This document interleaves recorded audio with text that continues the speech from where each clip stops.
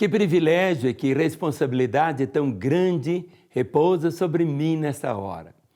Não é tão fácil chegar até aqui para falar ao seu coração, porque eu só posso falar o que a palavra de Deus diz. Eu não posso acrescentar nada à Bíblia, como eu também não posso deixar de falar nada do que está escrito aqui. Por isso que a Escritura diz que não podemos acrescentar nem tirar nada das Escrituras. Por isso que a nossa vida é sempre marcada aparecendo um dualismo, sim, sim, não, não, vida ou morte, céu, inferno, homem ou mulher. Existem situações que você tem aquele anseio de conhecer mais. Mas a Bíblia, ela vai te levando, sabe, a conhecer.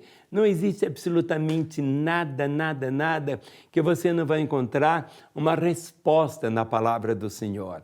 É verdade que na época que ela foi escrita, no Novo Testamento também, não existia aviões, foguetes, nada disso.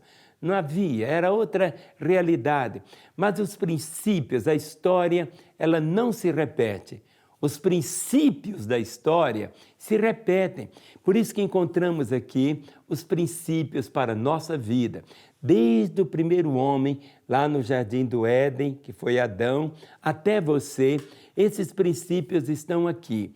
Nós chamamos esses princípios de, não de sugestões, mas de mandamentos.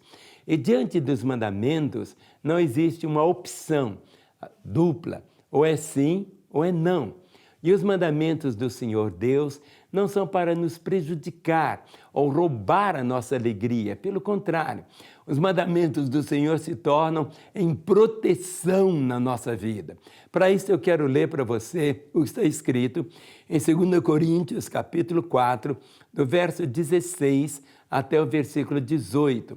Quando eu leio esse texto, e a Bíblia é assim, insondável. Você lê, acha que já chegou, extraiu tudo do texto, mas existem outras realidades. Não é que vai existir outras palavras, mas toda a palavra de Deus que está aqui é para nos consolar, nos edificar, nos exortar, e o propósito final é como se fosse a semente. A Bíblia é a semente, a palavra é a semente que cai no seu coração, que é muitas vezes exatamente movida pelo Espírito Santo para que haja, eu posso dizer assim, para derramar a água, para que o terreno fique cada vez mais fértil, haja adubo, não é assim?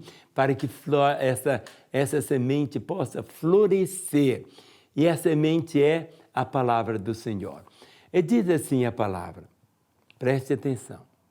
Por isso, note bem a palavra, por isso, não desanimamos. Pelo contrário, mesmo que o nosso homem exterior se corrompe, contudo o homem interior se renova dia em dia.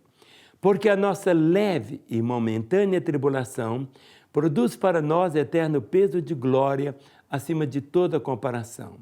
Não atentando nós nas coisas que se veem, mas nas que se não veem, porque as que se veem são temporais e as que se veem são eternas.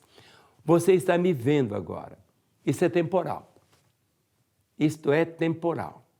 Você está me vendo aqui, meu corpo está aqui. Mas eu não sou o meu corpo, eu sou um espírito. O meu corpo é apenas o quê? A casa onde meu espírito mora.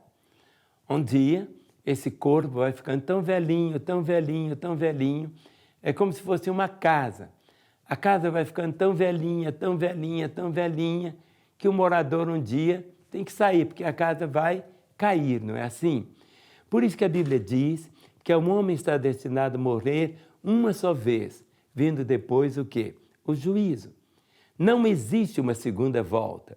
Não existe aquilo que alguns chamam de reencarnação, que o homem morre, reencarna, morre, reencarna, morre, reencarna, e ele vai sendo, então, purificado através de um processo contínuo de reencarnações. Pelo contrário, a Bíblia enfatiza de uma forma muito forte exatamente isso. O homem está destinado a morrer uma só vez, vindo depois o quê? O juízo. As decisões que nós tomamos aqui na Terra, cada uma delas terá uma influência muito grande. Onde e como vamos passar a eternidade? Muitas vezes você passa o seu dia a dia sem nem pensar sobre a eternidade. Talvez você já caminhou com Jesus, já viveu com Ele e hoje está longe. É chamado até desviado. Hoje as pessoas não falam mais desviado, falam desigrejado. Mas você lembra do tempo, quando foi o melhor tempo da sua vida, quando você tinha aquela alegria de ir para a igreja, aquela alegria de cantar louvores, aquela alegria de ouvir as mensagens, alegria, se você era jovem naquela época, de participar de acampamentos da mocidade, fazendo aqueles encontros, tantas coisas assim. E hoje está aí, chuezinho, tão para baixo. Por isso que a palavra do Senhor diz de uma forma tão grande, para não atentarmos nas coisas que se veem. Porque muitas vezes você toma as decisões só por aquilo que você está vendo. Você vê uma montanha e acha que depois daquela montanha, vai ser tudo tão verde, é um jardim. Mas muitas vezes quando você chega no topo da montanha, você vê depois que está na frente, depois daquela montanha, o quê? Um abismo. E se você for correndo muito, pode cair lá embaixo. Quantas pessoas começaram tão bem e hoje estão desgraçadamente ruins?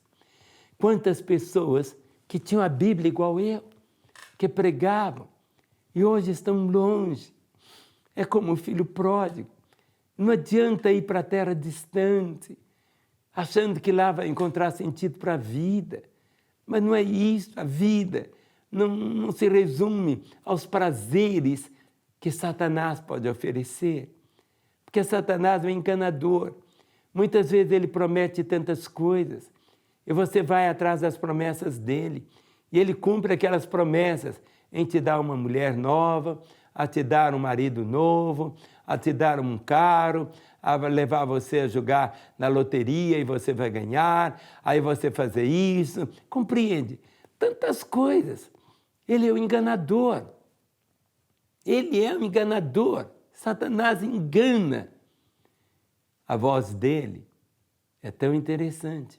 Muitas vezes é tão suave que quantas pessoas acabam ouvindo a voz das trevas, ao invés de ouvir o quê? A palavra do Senhor que está aqui. E quando você escolhe ouvir a palavra do Senhor, aí é diferente. Ela provoca vida em você. Ela provoca santidade em você. Ela provoca libertação em você. Muitas pessoas dizem, pastor, eu não consigo largar de fumar. Mas no próprio momento, quando ela diz, Jesus entra na minha vida, naquela hora, nunca mais ela conseguiu pôr o cigarro na boca. Sentia vômitos. Por quê? Porque agora ela tem outro prazer. Pessoas que viviam intoxicadas por causa da bebida. Bebem, vomitam. Mas quando vem para Jesus, não tem mais agora aquele prazer na bebida. Por isso que a palavra diz, aquele que antes pecava, não peque mais. Não é que seja assim, alguns acham, se eu for um cristão mesmo, é proibido isso, proibido aquilo, proibido o outro. Não é bem assim. Não é bem dessa maneira, aquele carimbo proibido, não. É tão diferente você poder falar, eu posso não adulterar, eu posso não roubar, eu posso não mentir, eu posso não ficar viciado. Compreende? É diferente. Você passa a ter o próprio Deus na sua vida, nessa comunhão, nesse relacionamento com Ele. A vida não é aquele peso, aquele fardo, aquilo que te faz cansar. Pelo contrário, é verdade que quanto mais santo você for, mais Satanás vai querer que você se suja. Mas o santo não é aquele que nunca se suja, é aquele que sempre se lava, é aquele que sempre está pronto, é aquele que está sempre pronto para quê? Para fazer a vontade de Deus. Ele sempre está pronto para quê? Para amar as pessoas. Ele sempre está pronto para quê? Para que você pudesse ouvir as boas novas através dele. Eu confesso a você algo. Alguém já falou com você sobre Jesus. Alguém já falou da necessidade que você tem de voltar-se para Ele. Nós vivemos num país que foi cristianizado. Em outras palavras, é uma cultura cristã. Tem Natal, nascimento de Jesus. Tem a sexta-feira, a paixão, a morte de Jesus. Tem o domingo, que fala o quê? A ressurreição de Jesus. Você vê, tem uma semana inteira chamada a Semana Santa. Você está cercado de tantas formas com a mensagem do Evangelho. Em sua volta, as pessoas estão aí. E você mesmo deve ter alguém que foi colega seu do colégio, é atual colega na sua escola, na sua faculdade, ou você tem um vizinho, ou tem um parente bem próximo ou bem longe, não importa. Alguém que já te falou do Evangelho.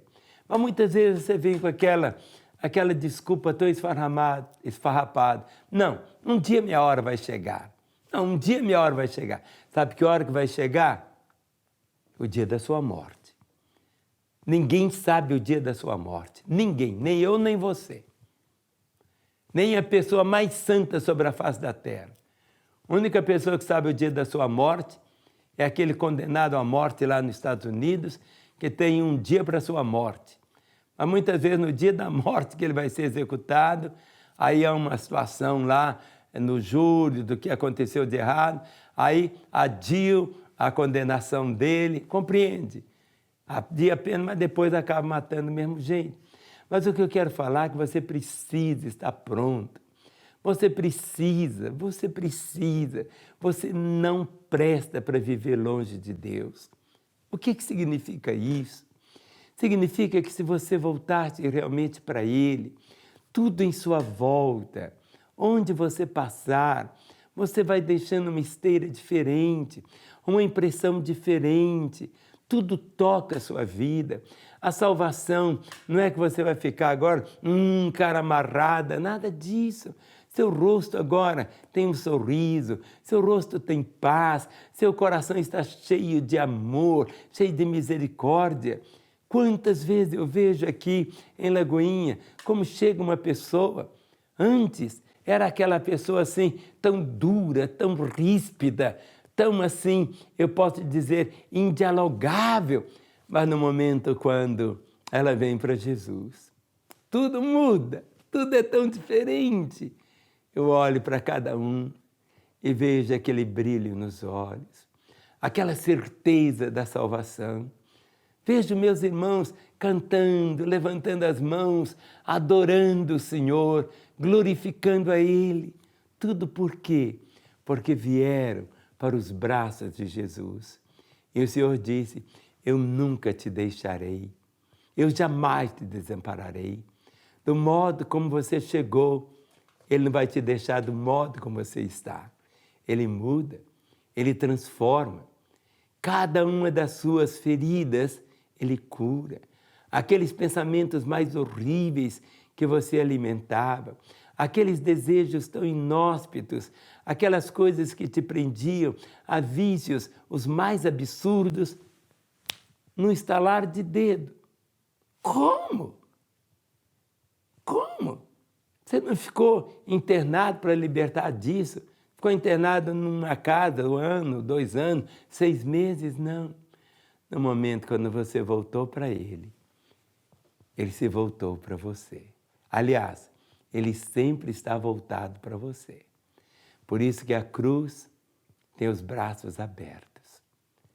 A cruz fala exatamente da misericórdia do Senhor, em te abraçar, em te perdoar, em te restaurar, trazendo para você o sentido maior para a sua história.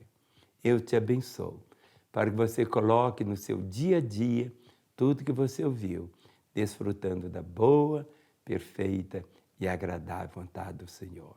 Considere esta verdade e desfrute dela hoje e por toda a eternidade.